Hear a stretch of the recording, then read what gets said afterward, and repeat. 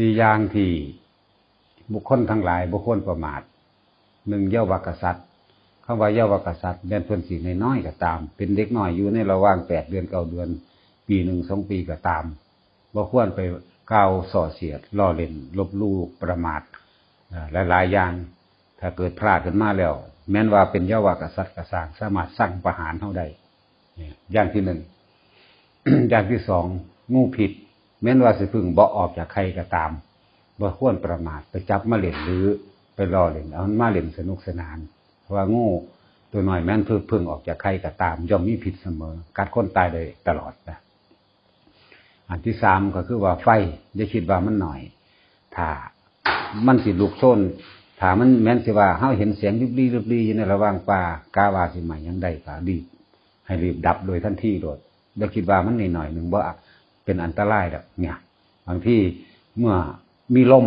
เข้ามาพัดเฮ็ดให้มันลุกโชนได้สามารถใบบ้านเมืองได้อย่างที่สี่ภิกษุสามเณรน้อยผู้บวชใหม่อย่าไปประมาทอย่าไปกล่าวตูอย่าไปดูถูกเพราะว่าเพิ่นอาจบรรลุคุณวิเศษแม้กระทั่งตอนที่ยังบ่บวชซะด้วยซ้ำไปก็มีพอจะบวชเข้ามาแล้วนั่นแหละอันนี้สินักก็มูมีโทษมากยิ่งกว่าไปประมาทเย้าวากษัตริย์มีโทษมากยิ่งกว่าไปประมาทงูพิษมีโทษมากยิ่งกว่าไฟที่ไหม้บ้านไหม้เมืองแต่ว่าถ้าได้ล่วงเกินกล่าวตูส่อเสียดล้อเล่นกล่าวหาเป็นไปด้วยการนานานั่นก็เปรียบเสมือนว่าคุณธรรมและคุณวิเศษทั้งหลายในความเป็นมนุษย์ของบุคคลผู้นั้นได้สูญไปแล้วสิ้นไปแล้วว่าสามารถเสด็จกลับคืนมาได้ เพราะว่าชีวิตแม้นแต่ว่าในขณะที่บ่ทันตายก็ตามเป็นดุจดังว่าเจ้าของนั่นคือเผาไหม้ในนรกนี่เลยเป็นนรกดิบแล้วเมื่อตายแล้วก็ลงเข้าสู่นรกสุคคือตายเข้าสู่เวจีแล้วคุณธรรมทั้งหลายที่เคยเฮ็ดมามีมาสิถูกลบเบิดเลยคุณธรรมทั้งหลายสิควรสิได้ก็บ่ได้หมายถึงว่าการสิฟังธรรมเข้าใจการสิบรรลุธรรมการสิบำเพ็ญความดีอันอื่นถือขวางเบิดเลยเป็นทางแห่งม่านเข้าขวางได้นั่นแหละการประมาทภิกษุ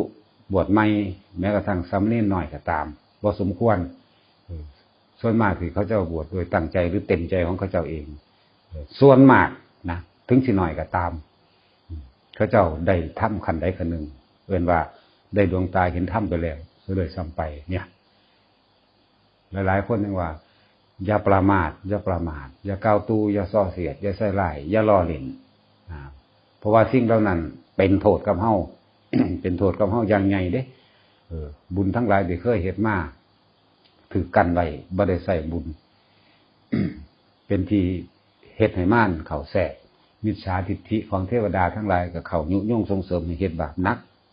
ต่อไปเรื่อยๆนี่จังว่าเป็นของมีโทษมากนี่จังว่าแต่ละคนถ้าสิเลวทรามมาอย่างอื่นก็สร้างแม้กระทั่งคือโจรองคุลิมานเราเร็วทราบมาขนาดใดเราขาคนมาเท่าใดเนาะแต่ว่าเราบ่เคยประมาทในพระรัตนตรัยเด้เราบ่เคยเฮ็ดอีหยังที่เกี่ยวกับพระพุทธธรรมสงฆ์พุทธเจ้าเล็งเห็นอุปสรรคบุคคลผู้นี้ แม้สิขาคนมามากก็สร้างโดยความบ่รู้ของเพิ่นแต่ว่าบ่ทัน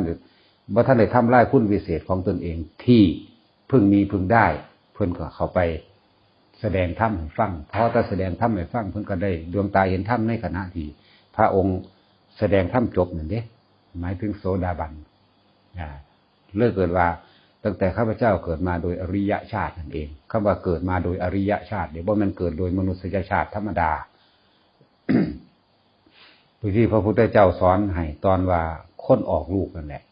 ออกเก็บท้องอยู่ตั้ง 6-7 มื้อแล้วบ่ออกจักเทื่อเราไปเห็นมาพอดีเลยถามว่ามันผู้หญิงผู้หยังเป็นอีหยังคือมาห้องโวยวายกรีดกราดที่แท้โอ้ผู้แม่น่ะบอกว่าลูกสาวข้าสิออกลูกแต่ว่า6 มื้อแล้วว่าท่านออกเลยซั่นบ่ฮู้ว่าเฮ็ดจังไดหมอใดมาก็สร้างบ่เศร้าจักเทื่อเพิ่นคิดได้มีพระศาสดาเท่านั้นแก้ได้แล่นกลับขึ้นไปหาพระพุทธเจ้าพระพุทธเจ้าบอกให้ตั้งสัจจกิริยาด้วยว่าตั้งแต่ข้าพเจ้าเกิดมา ที่จะไม่คิดทำร้ายบุคคลผู้ใดผู้หนึ่งเลยนั้นเป็นอันไม่มีด้วยสัจจะวาจานี่ขอลูกในครรภ์ตลอดขอบุตรในครรภ์ของเธอจงแคล้วคลาดปลอดภัยรวมทั้งตัวเธอเองด้วยนั่นเป็นบางสิเพิ่นมีความคะนึงใจ ขึ้นว่าตั้งแต่ข้าพเจ้าเกิดมานี่ฆ่าคนมาตลอดสิบอกว่าผมไปเกิดมาโดยไม่คิดทำร้ายบุคคลผู้ใดผู้หนึ่งเลยนั่นเป็นไปบ่ได้ผมฆ่าคนมาตลอดชีวิตเพิ่นฟังดีๆเพิ่นบอกเพิ่นจึงบอกว่ายะโตหังภคินิอริยายะนั่นยะโตหังภคินิอริยายะชาติยาชาโตเนี่ยเธอเพิ่งเข้าใจผิดแล้วนะตั้งแต่ข้าพเจ้าเกิดมาโดยอริยชาติที่จะจงใจทำร้ายผู้ใดผู้หนึ่งให้เสียชีวิตและทรัพย์สินนั้นเป็นอันไม่มีเนี่ยขอความสุขสวัสดีจงมีแก่คันทั้งเธอบุตรในคันของเธอนั้นด้วยเพิ่นได้คิดได้นั่นก็แสดงว่าเพิ่นได้บรรลุธรรมมือแรกเลยอาจจะเป็นโสดาบันในขณะที่ฟังธรรมของพระพุทธเจ้าในมือที่ทิ่มดาบนั่นเรื่องเองนั่นแหละเพิ่นบรรลุตาพุทธแล้วแต่ว่าเพิ่นบ่เข้าใจว่าเพิ่นบรรลุคือมันมีตัวหนึ่งมาขวางไว้คือเข้าใจว่าตั้งแต่ข้าพเจ้าเกิดมาที่จะไม่คิดทำร้ายบุคคลผู้ใดผู้หนึ่งเลยนั้นเป็นอันไม่มีเพิ่นบ่เข้าใจตัวนี้เพิ่นไปเข้าใจเอาอดีตนะหลังจากเพิ่นได้ฟังธรรมพระพุทธเจ้าแล้วความคิดอันนึงที่เกิดขึ้นภายในจิตวิญญาณของเพิ่นเอง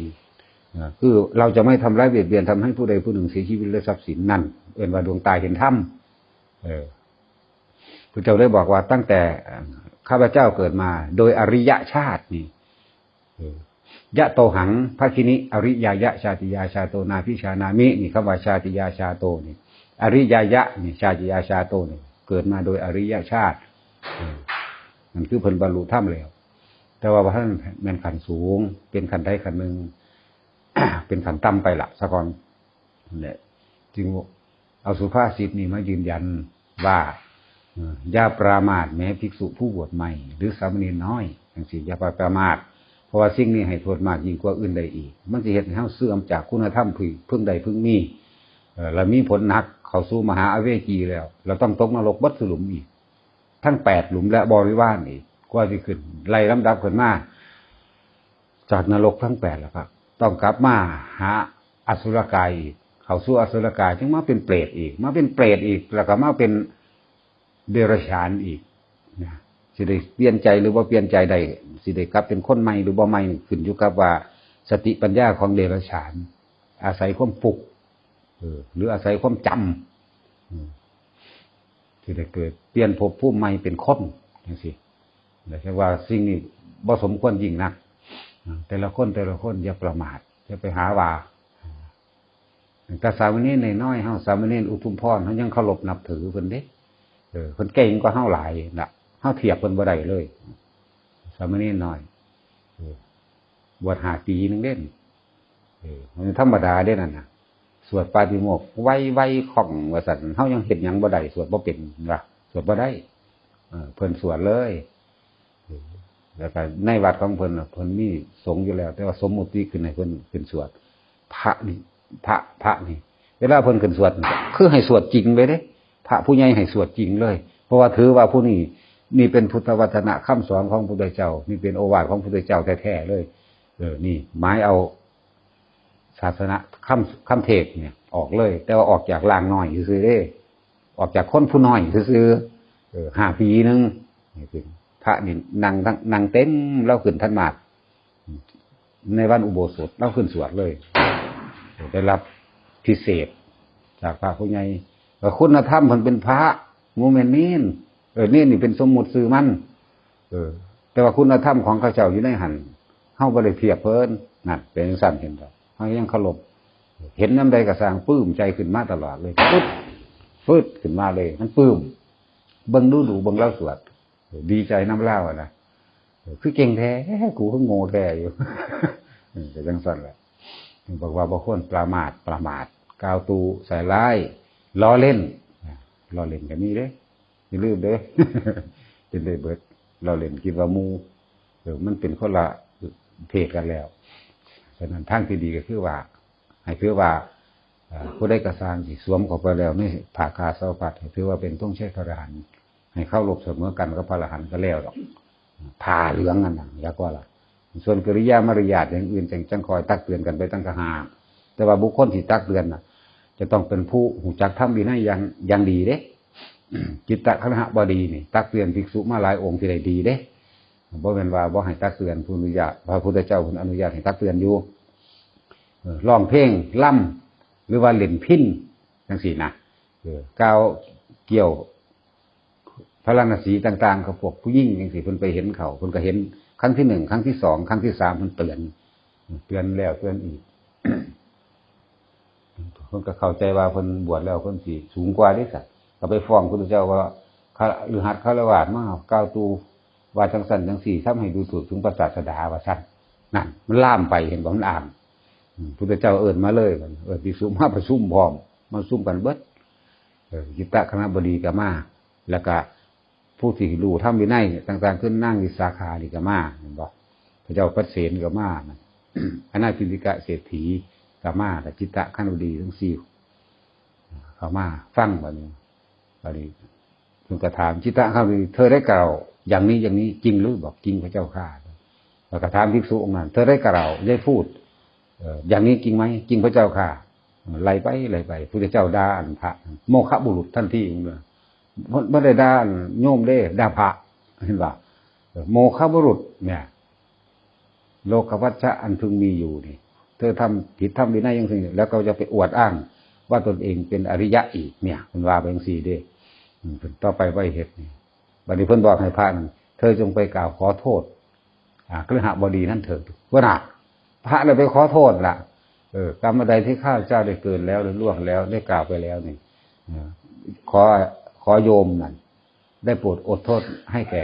อาตมาด้วยเถิดว่าน่ะได้ว่าจังสี่คนนี้เพิ่นก็บอกว่าข้าพเจ้ากล่าวโดยธรรมวินัยไม่ได้กล่าวโทษติเตียนอันใดอันเป็นความปรามาสเพื่อรักษาพุทธศาสตร์ศาสนาคำสอนของพระศาสดาต่างหากล่าจ้ะนี่พระเจ้าก็อภัยให้กันด้วยวันจิตตคณบดีก็ขอโทษภิกษุณีที่กันก็เลยหายกันไปการปฏิบัติธรรมก็เลยง่ายมันเป็นจังซี่จังว่าเว้านิทานกล่าวตัวอย่างให้ฟังแต่ละอันคือมีแนวเปรียบมีแนวเทียบพวกเจ้ารู้ได้เห็นได้เข้าใจได้เห็นคือเห็นโดยปัญญาได้บ่ได้เห็นน้ำตาก็สิเห็นน้ำตาต้องฝึกภาวนามากๆมันสิเห็นน้ำตาได้แต่ละคนถ้าได้ยินได้ฟังเรื่อยๆจังสิค่อยเข้าใจดอกเฮาได้ยินได้ฟังแค่มื้อเดียววันเดียว2วัน3วันยังบ่ทันเข้าใจอย่าเพิ่งไปยืนยันอย่าเพิ่งไปตัดสินโดยใส่ความคิดเห็นของเป็นใหญ่มันผิดมันพลาดคือเฮาอยากรู้ภูมิจิตภูมิธรรมเฮาก็ต้องอาศัยการสนทนาคุยกันนั่นเองอยากรู้อุปนิสัยวาสนาว่าเขาเป็นคนแบบได้แท้ๆก็อาศัยการคบกันนานๆจังสิรู้ได้หลายคนที่ฟังธรรมบ่เข้าใจเพราะเหตุอันใดเคยถามเจ้าของอยู่บอกที่ฟังธรรมบ่เข้าใจในตอนต้นแต่ว่านานไปฟังดูเขาจึงเข้าใจแต่ว่ายังบ่ยอมเข้าใจว่าเป็นเหตุผิดพลาดอันใดเนาะกูคือบ่เข้าใจแต่ที่แรกเนี่ยเกือบตกหล่มลงไปเกือบแก้ไขตนเองบ่ได้ก็มี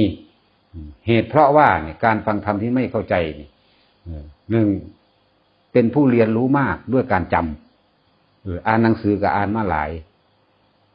ไปสถานที่ต่างๆก็ไปมามากรู้จักผู้คนมากแล้วก็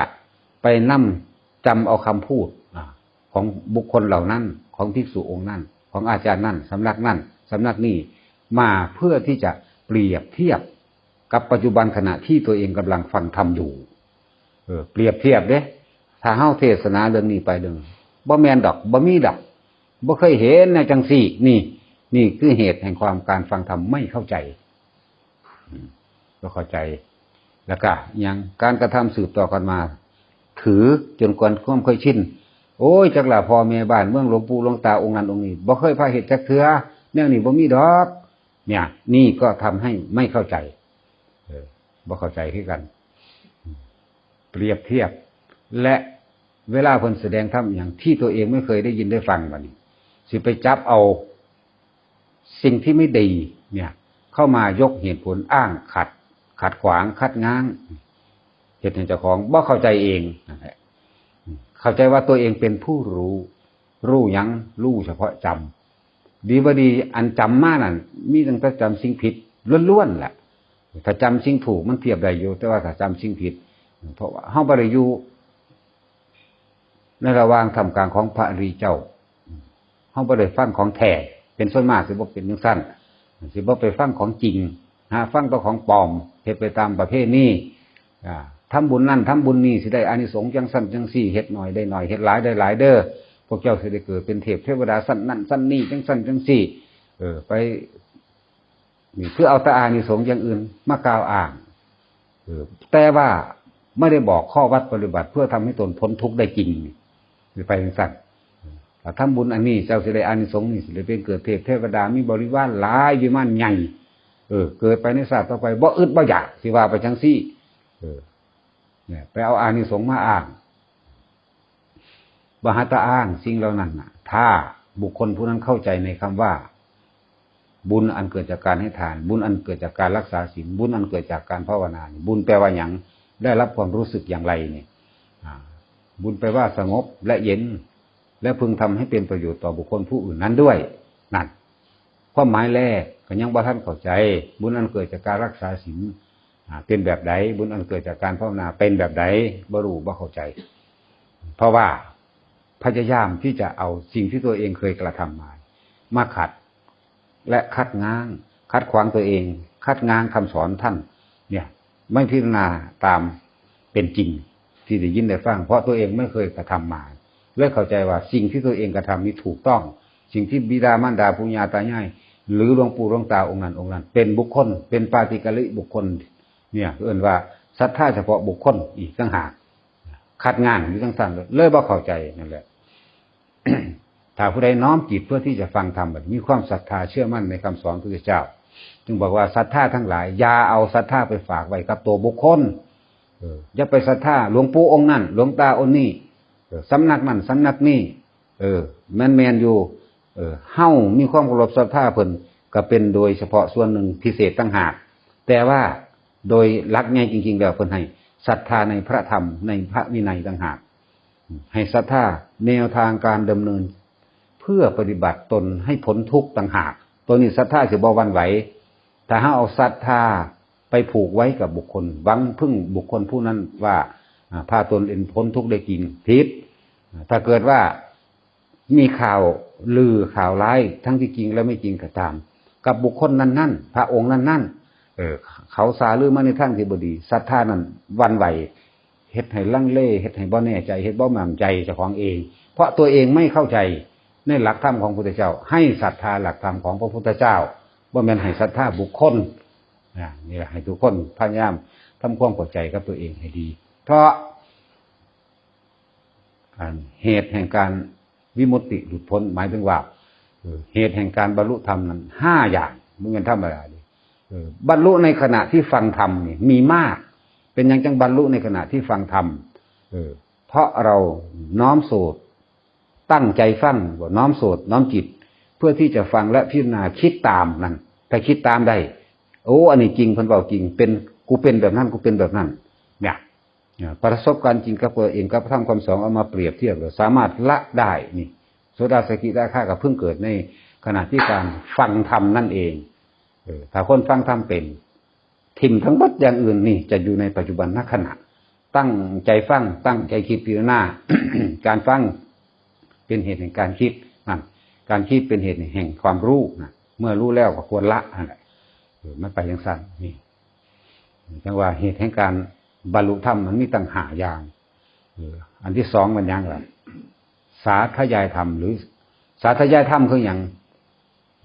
ในขณะที่เราสวดมนต์สาธยายคำสอนของพระพุทธเจ้าสวดไปสวดไปนี่คือเฮาทำวัดนี่คือสวดบทใดก็ตามจิตสงบพึบดับลงมันยังสิพิจารณาของมันเองนี่ก็เป็นเหตุในการบรรลุได้ฉันจึงบอกว่าให้ทุกคนตั้งอกตั้งใจในการสวดมนต์ตั้งอกตั้งใจในการทำวัดแล้วสวดมนต์ต่อแต่ละบทเมื่อถึงเวลามันเป็นของมันดับหน้านี่อันที่3บรรลุเพราะการแสดงธรรมนี่แสดงธรรมนี่คือแสดงธรรมอยู่เดียวนี้แหละผิดแสดงไปเจ้าของก็รู้ไปนำละไปพร้อมเด้เนี่ยจังซี่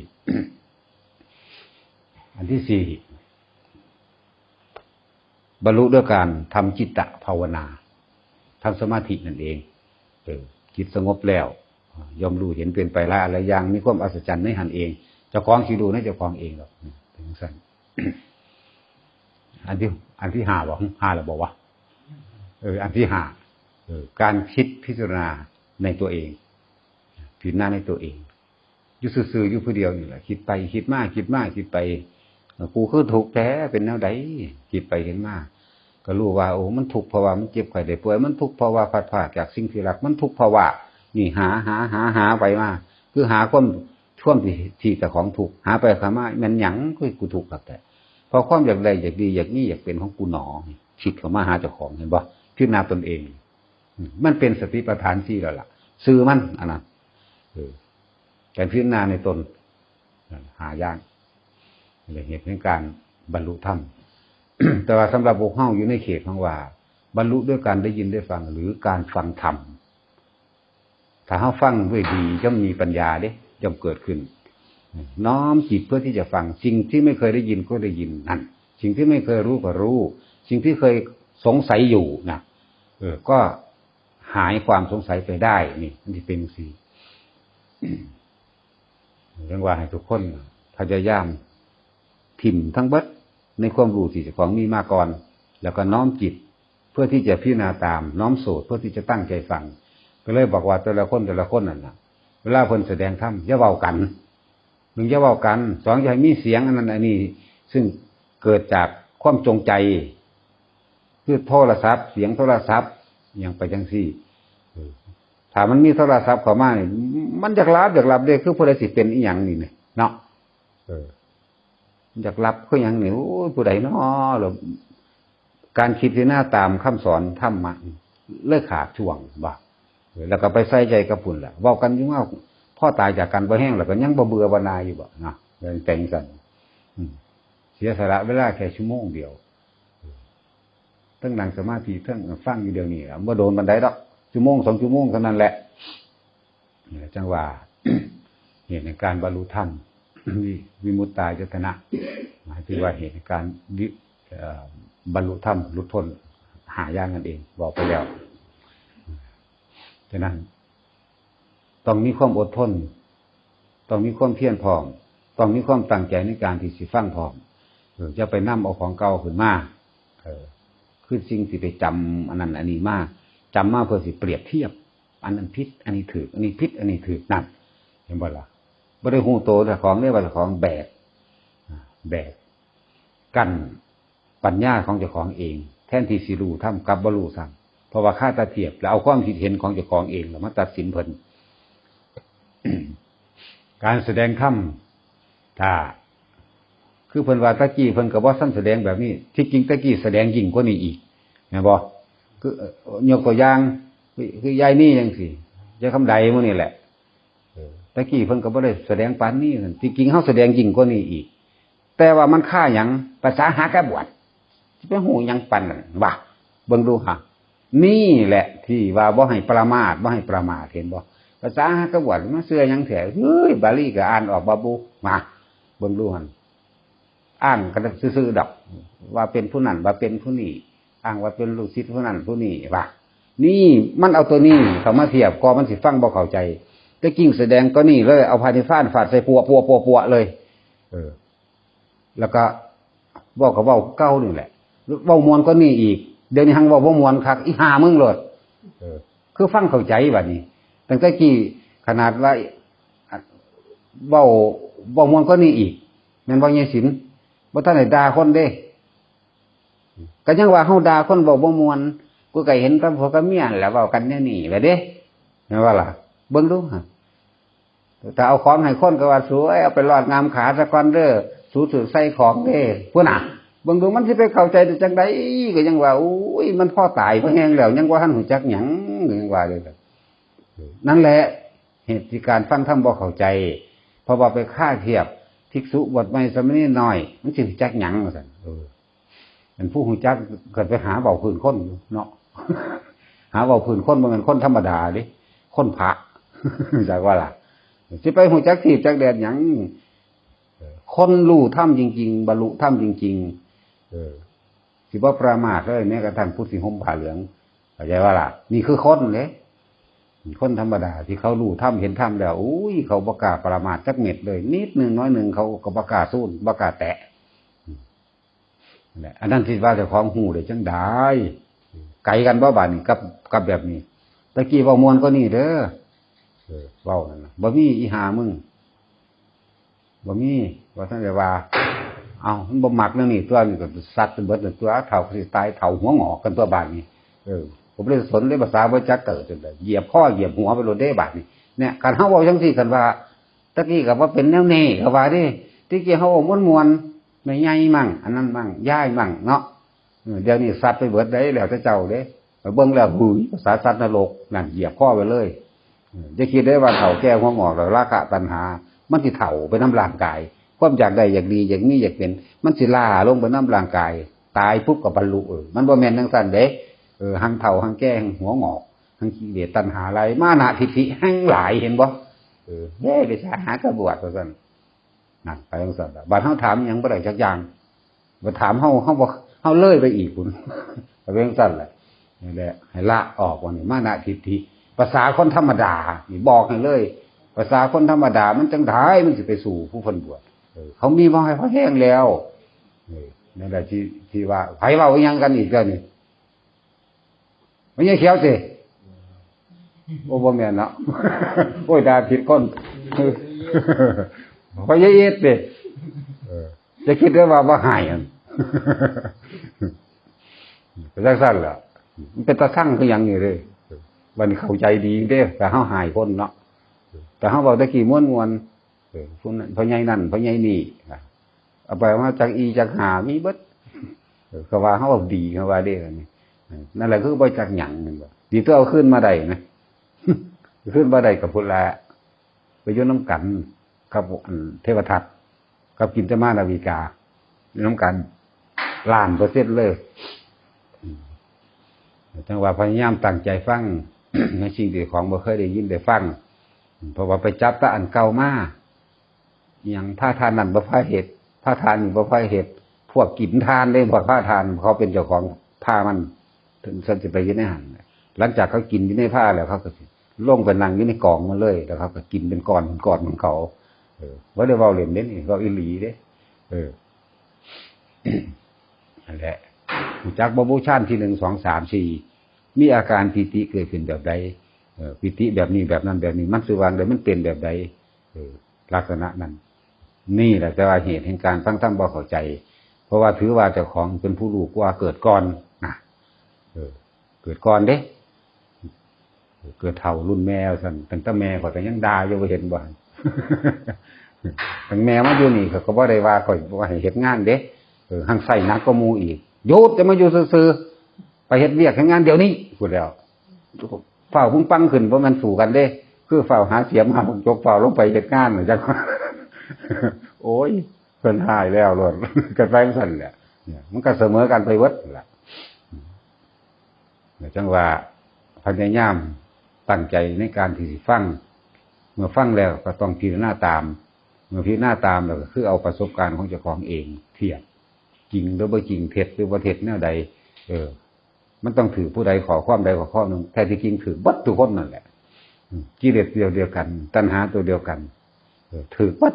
นี่แต่ว่าสิไปถือกับจังหวะใดของชีวิตของแต่ละคนแล้วก็น้อมเข้ามา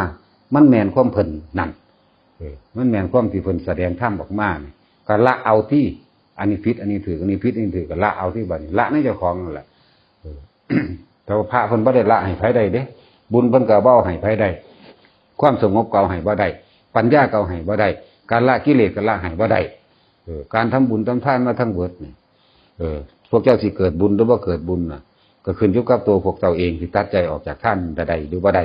นั่นแหละจึงว่าบุญคือความสงบเย็นเพราะว่าหยังสงบเพราะว่าหยังเพราะว่าเฮาได้ทานแล้วได้ให้แล้วเลยเกิดเป็นบุญศีลรักษามาแล้วสงบเย็นแบบใดภาวนาสงบเย็นแบบใดแล้วก็เฮ็ดให้มันเป็นประโยชน์แบบใดคือการอุทิศบุญออกไปนั่นเองสุดท้ายแล้วความดีทั้งหมดกลับคืนมาหาเฮาดอกนาอยากฮู้จักบ่คนได้ดวงตาเห็นธรรมเฮาเบิ่งหม่องใดคนได้ดวงตาเห็นธรรมคือคนที่ทำประโยชน์ผู้อื่นล้วนๆประโยชน์โลกคำว่าประโยชน์โลกคือโลกทั้ง3ซะโดยสัมไปมนุษย์สัตว์เดรัจฉาน แล้วก็โลกวิญญาณโลกวิญญาณคำว่าโลกวิญญาณรวมทั้งเปรตผีและเทวดาอินพรหมเขาทำประโยชน์แบบใดล่ะมันทั้งนี้ในหันเนี่ยโลกวิญญาณก็ดีคือการอุทิศบุญมั่งสั่งสอนพวกตกทุกข์ได้ยากมั่งแม้นบ่ตกทุกข์ได้ยากก็สร้างพวกเทวดาอินพรหมทั้งหลายเขาก็ต้องการธรรมะคือกันเขาก็ต้องการต่อของเขาคือกันขอฟังธรรมบทนี้แน่นี่ยังบ่แจ้งตัวนี้นะเฮาก็แสดงให้เลยเทวตาธรรมต่างๆเฮาก็แสดงไปมันเป็นจังซี่นี่แหละต่อมากับสัตว์เดรัจฉานแม้ว่าการทำลายทำลายบ่มีหยังพอให้มันกินก็ให้กินนั่นแหละแต่ละมื้อแต่ละเว้นจะสร้างบุญให้เจ้าของบ่แต่ละคนเศษข้าวก็มีเศษขนมก็มีเอาให้หมดให้แม่งได้อยู่บ่แค่นี้มันก็เป็นบุญแล้วเด้สงบแล้วเด้ถ้าคนเข้าใจวิธีทำบุญแล้วบุญอันเกิดจากสัตว์เดรัจฉานคือให้ทานกับสัตว์เดรัจฉานเฮายินดีเฮาพอใจเฮาเตรียมใจเฮาสิให้แล้วก็เกิดเป็นบุญได้สงบได้นั่นบุญอันเกิดจากบุคคลธรรมดาทั่วไปว่าสิคนด่าอย่าจกวันนี้พวกขอทานหรือคนบ่ดีก็สร้างถ้าเฮาได้ให้เขาแล้วเฮาก็ดีใจแล้วสงบดีแล้วเย็นดีแล้วเนี่ยนี่บุญก็เกิดจากพวกนี้ที่เฮาให้บุญอันให้พระอรหันต์ก็ตามว่านี่นั่นบ่แม่นว่าสิให้แต่พระอรหันต์จังสิได้บุญเด้บ่ได้เกี่ยวกันกับว่าบุคคลผู้รับทานเด้เกี่ยวกับผู้ให้เนี่ยบุญนี่คือความสงบเย็นนี่เกิดจากผู้ให้ไม่ใช่ผู้รับเกิดจากเจ้าของเองไม่ได้เกิดจากผู้รับเอาให้พระพุทธเจ้าก็สร้างเอาให้พระอรหันต์ก็ตามพระเจ้ายังไปซ่อมจังสันจังซี่อยู่นั่นน่ะยังไปหวงหรือว่าท่านอันนั้นเพื่อสิแลกของแลกความร่ำรวยแลกอยากให้เจ้าของอยู่ดีมีสุขแลกอยากให้เจ้าของบ่มีโรคมีภัยแลกอยากให้ของชนะศัตรูทั้งปวงสิบ่ต้องไปแลกมันดอกนั่นมันบ่ได้สงบด้วยนั่นเพราะว่าเจ้าข้าคิดเอาผลประโยชน์จากการให้ทานจากการรักษาศีลจากการสวดมนต์นี่ให้ทำความเข้าใจให้ดีบุญเกิดจากผู้ให้คือเจ้าของเองไม่ใช่ผู้รับส่วนอานิสงส์นั้นต่างกันอยู่ให้สัตว์เดรัจฉานมีอานิสงส์ประมาณเท่านี้ให้คนทุศีลอย่าโจรคนทุพกขอทานทั้งหลายมีอานิสงส์เท่านี้ให้คนมีศีลมีอานิสงส์เท่านี้ให้คนมีฌานมีอานิสงส์แบบนี้ก็ไล่ไปเป็นตามลำดับความมากความน้อยความยืดยาวแต่ว่าต้นของมันเองคือความสงบย่อมเกิดจากตัวเองนะไม่ได้เกิดจากเพิ่นเด้ให้พระพุทธเจ้าทั้งสี่เขามีอานิสงส์ยิ่งกว่านี้ก็ว่าไปต่อมาแม้นสิท่านให้พระพุทธเจ้าก็ตามเรื่องสู่ให้สงสาวกบ่ได้ท่านให้พระพุทธเจ้าแม้100 ครั้งก็ไม่อาจสามารถสู้ผลทานนั้นยังไม่อาจสามารถเทียบกับการให้ทานแก่หมู่พระสงฆ์ไม่ได้เบิ่งดูแค่เดียวถึงได้ล่ะจังสั่นแหละ เพราะว่าสงฆ์สาวกทั้งหลายสิเป็นผู้สืบคำสอนพระพุทธเจ้าสืบปฏิปทารักษาอริยธรรมรักษาธรรมและวินัยของเพิ่นมาได้ยาวนานพระพุทธเจ้ามีอายุสั้น45 พรรษาเท่านั้นต่อไปล่ะหลังจากตรัสรู้80 พรรษาคือร่วมอายุแล้วคือ80 พรรษาแต่ว่าแสดงธรรมอยู่45 พรรษานึงนี่นะอายุสั้นๆซ้ำนั้นนึงต่อมาผู้ใดละสืบได้ยาวนานถ้าว่าเป็นสงฆ์สาวกเพิ่นจะบอกว่าท่านให้แก่หมู่สงฆ์นั่นแหละมีอานิสงส์มากฉะนั้นเวลาเฮาท่านเฮาตัดใจออกจากท่านให้ไปแล้วปุ๊บนี่เกิดความยินดีปีดาในเจ้าของเองมีความสงบเย็นในเจ้าของเองและทำให้เกิดประโยชน์นั้นด้วยเลยเห็นเป็นประโยชน์ด้วยการอุทิศบุญให้แก่พวก